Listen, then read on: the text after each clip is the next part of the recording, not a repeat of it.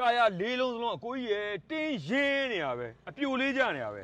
နော်အကိုကြီးအင်းရင်တန်ဆိုလို့ရှိရင်လေကားဆက်နှိုးတော့လို့နှိုးရမှန်းတော့မသိတာဘူးနော်အဲ့လိုတိကိုညက်တာအကိုကြီးအောက်ပိုင်းတန်နေဆိုလို့ရှိရင်လေငြိမ်ညောင်းတာပဲကိုကြီးရဲ့ကောင်းလိုက်တာကိုကြီးရွာမှာစိတ်ကြိမ်မောင်းနော်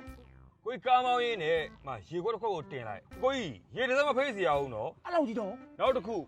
ဒီမှာဝက်ချန်ကိုကျွန်တော်မြစ်တာလက်ဆောင်ထည့်ပေးရတယ်ဒီဘက်မှာကြက်တွေဝက်တွေနွားတွေကိုကြီးကြက်လောက်တင်ကိုရနော်ဒီမှာနွားတွေတက်ခုတ်နော်အဲ့ကောင်မကြိုးဘူးကိုကြီးစိတ်ကြိမ်မောင်း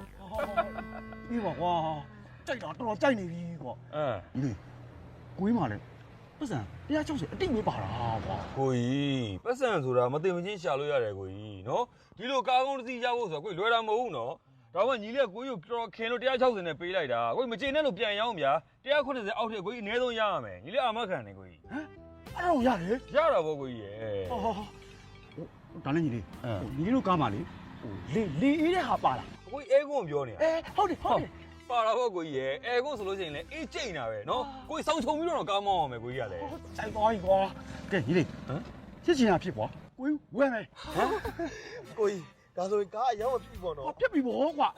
အဲ့ဒါဆိုရင်အယောင်ဝယ်စာချုပ်စီစဉ်လိုက်တော့မယ်စီစဉ်မြန်လာစီစဉ်ကိုကြီးအဲ့တော့ကျွန်တော်သွားပြီးစီစဉ်လာအောင်မယ်နော်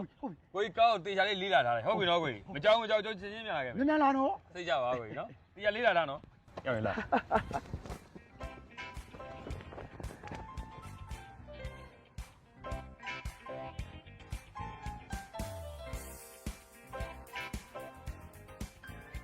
ကောင်းလိုက်တဲ့ကားကြီးကွာဘိန်းကလေအပြူလေးတိုင်းပဲတင်းနေတာပဲ